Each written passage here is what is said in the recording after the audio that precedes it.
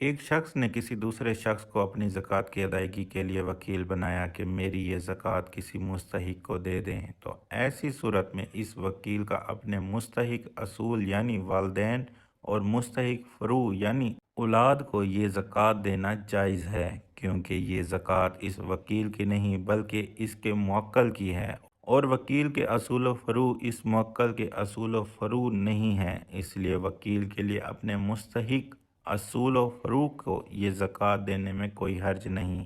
اور ویسے بھی یہاں ناجائز ہونے کی وجہ موجود نہیں۔ مذکورہ مسئلے میں صرف یہ بتانا مقصود ہے کہ چنانچہ یہ زکوٰۃ وکیل کی نہیں بلکہ اس کے موکل کی ہے، اس لیے وکیل کے لیے اپنے مستحق اصول و فروع یعنی اپنے والدین اور بچوں کو یہ زکوٰۃ دینا جائز ہے۔ جہاں تک اس بات کا تعلق ہے کہ اگر موکل نے وکیل کو مخصوص افراد کو یہ زکوٰۃ دینے کا پابند بنایا ہے یا زکوٰۃ کی ادائیگی کے لیے مخصوص شرائط لاگو کی ہیں، تو ایسی صورت میں موکل کی تصریحات اور شرائط کی رعایت ضروری ہے، اور وکیل پر لازم ہے کہ وہ انہی شرائط اور تصریحات کی پیروی کرتے ہوئے موکل کی زکوٰۃ ادا کرے۔